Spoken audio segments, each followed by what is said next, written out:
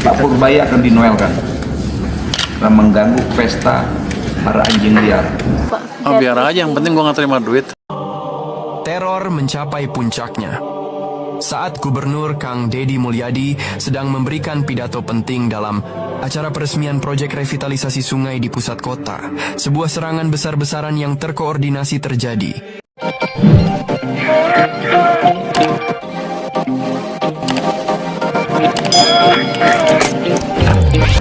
Pak Purbaya akan dinoelkan karena mengganggu pesta para anjing liar. Oh, biar aja, yang penting gua nggak terima duit. Nggak akan terima, kayaknya terima ya, terima kan dia? Terima. Ya terima, kan gua nggak terima duit, gaji gua gede di sini, cukup. Soal yang katanya Pak Purbaya akan dipanoelkan, Bapak udah dengar belum Pak? Itu tanggapan Bapak gimana? Saya nggak ngerti apa sih maksudnya. Jadi Bapak akan bisa seperti Pak Noel Masuk gitu Pak, penjara. dijadikan tersangka Dijebak gitu Pak. begitu, Pak. Dijebak. Noel kan terima duit, gua mah nggak terima duit. Dijebak, Pak. Dijebak gimana? Katanya Menurut karena dia. kasus Bapak tuh mengganggu para bandit gitu Pak. Oh, biar aja, yang penting gua nggak terima duit. Nggak akan terima, kayaknya terima ya, terima kan dia? Terima. Ya terima, kan gua nggak terima duit, gaji gua gede di sini, cukup. Jadi kasusnya kecil dan saya nggak tahu kenapa Pak Noel ngomong seperti itu. Mungkin dia sebelah sama gua juga, saya nggak tahu.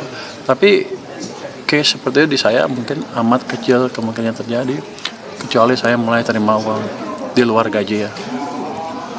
Pak, kira-kira apa ada hubungan dengan reformasi pajak dan bea cukai yang sedang Bapak gaungkan, Pak? Dengan pernyataan Pak Noel gitu? Biar aja, kita kan tetap aja akan reformasi. Noel, saya. Yang penting kan saya nggak terima uang gitu. Begitu kita terima uang, saya terima uang, saya akan amat riskan posisinya. Nggak bisa gerak sana ke sini, pecat orang nggak bisa, geser orang nggak bisa karena orang akan laporkan bahwa saya terima uang dan akan dibocorkan. Jadi selama kita ya gitu-gitu aja bersihlah, kira-kira lurus. Harusnya kasus seperti Noel nggak ini. Mungkin kalau ada yang jebak taruh uang tiba-tiba di mobil saya, ya itu mungkin kejadian. Tapi kan harus ada latar belakangnya dari kasus seperti apa. Saya sih rasanya nggak ada urusan, saya hanya bertanggung jawab ke presiden. Yang lain saya nggak peduli. Apalagi beliau sidak-sidak soal barang-barang selundupan. Berarti berkaitan dengan kebijakan yang diambil Pak Purbaya selama ini? Iya. Ya selalu kata mirip-mirip saja Pak Purbaya. Kita lagi melawan, membenahi republik ini. Ya pokoknya gini, siapapun pejabat eksekutif yang membangun, yang berprestasi, ya siap-siap ya digigit anjing liar. Bang Nal dapat infonya dari siapa, Mas? Ada dong. Pas di tahanan atau di... Enggak lah, ada lah. Kita yang enggak sih, informasi itu A1. Pak Purbaya akan dinoelkan karena mengganggu pesta para anjing liar. Info ini Abang dapat ketika Abang sudah di tahanan atau waktu sebelum di tahanan? Kita sering diskusi loh. Siap. Oke, thank you Bang. Thank you, Bang. Lagi ya, makasih ya Pak.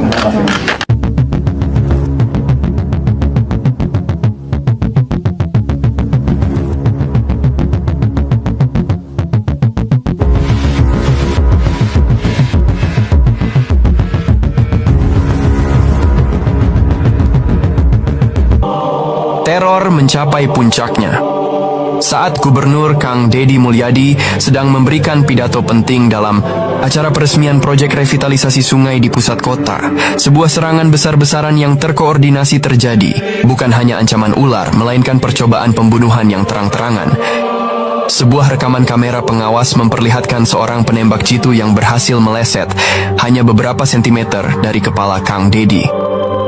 Bersamaan dengan itu, tim Gegana berhasil menjinakkan sebuah alat peledak rakitan kecil yang ditemukan berkat informasi intelijen krusial dari Mangkarta.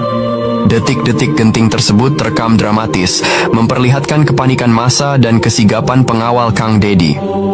Testimoni, panik dari saksi mata yang diwawancarai memberikan gambaran mencekam tentang kengerian momen tersebut.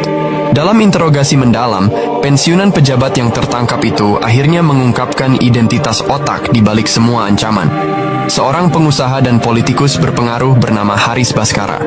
Haris Baskara memiliki koneksi luas ke sindikat. korupsi skala nasional. Kebijakan Kang Deddy telah menghancurkan bisnis ilegalnya dalam bidang pertambangan dan proyek infrastruktur fiktif yang merugikan negara miliaran rupiah. Sebuah rekaman pengakuan dari Haris Bhaskara yang disadap sebelumnya, beserta transkrip interogasi, disajikan sebagai bukti, lengkap dengan tangkapan layar bukti transaksi yang menunjukkan aliran dana dari rekening-rekening Haris kepada pensiunan pejabat tersebut. Kang Deddy Mulyadi, tanpa menunggu bukti lengkap terkumpul, mengambil langkah berani. Dalam sebuah pernyataan pers yang disiarkan langsung, ia secara terbuka menyebut nama Haris Bhaskara dan kejahatannya, memicu kegaduhan publik yang luar biasa. Ini adalah langkah berisiko yang memancing respons balik dari Haris Bhaskara. Sebagai balasan, tim Haris menculik singkat salah satu asisten pribadi Kang Deddy yang mengumpulkan data penting. Walaupun berhasil diselamatkan, insiden ini melukai asisten tersebut dan menjadi pukulan emosional bagi Kang Deddy. Momen emosional ini menguras tenaga, namun juga menjadi bahan bakar bagi Kang Deddy dan Satya untuk tidak menyerah. Haris Bhaskara akhirnya berhasil ditangkap. Namun, dalam sebuah rekaman telepon yang disadap terakhir kalinya sebelum penangkapannya, ia menyatakan bahwa ia telah menanam biji kehancuran yang tidak akan bisa dihentikan oleh Kang Deddy, mengisyaratkan adanya rencana cadangan yang lebih besar dan mengerikan, atau bahkan keterlibatan pihak yang lebih tinggi dan tak terduga. Dalang telah terkuak, namun perang belum usai. Justru perang sesungguhnya baru dimulai. Dengan kekuatan dan jangkauan mereka yang luar biasa, musuh ternyata telah menyiapkan skenario terburuk yang mengancam tidak hanya nyawa Kang Deddy tetapi juga stabilitas seluruh provinsi. Investigasi kami kini harus menggali lebih dalam, menuju akar permasalahan yang sesungguhnya. Penangkapan Haris Bhaskara ternyata hanyalah permulaan. Investigasi yang lebih dalam mengungkapkan bahwa ia hanyalah bagian dari jaringan korupsi yang jauh lebih luas dan terselubung. Sebuah diagram jaringan ditampilkan di layar, menunjukkan koneksi kompleks antara Haris Bhaskara dengan berbagai pihak di pemerintahan, bisnis, dan bahkan di dalam institusi penegak hukum. Oknum jaksa, pejabat korup di lingkungan kementerian, hingga beberapa anggota parlemen daerah terindikasi terlibat. Testimoni anonim dari saksi kunci yang merasa terancam diungkapkan melalui suara yang disamarkan, menggambarkan bagaimana sindikat ini beroperasi dalam bayang-bayang kekuasaan. Pengungkapan dalang memicu gelombang opini publik yang campur aduk. Di satu sisi, dukungan besar mengalir untuk Gubernur Kang Deddy, mengapresiasi keberaniannya. Namun, di sisi lain, kampanye disinformasi masif dari pihak dalang dilancarkan untuk menjatuhkan kredibilitas Kang Deddy. Cuplikan berita palsu dari media, daring abal-abal dan analisis media sosial menunjukkan upaya terstruktur untuk menyebarkan berita bohong dan kampanye hitam.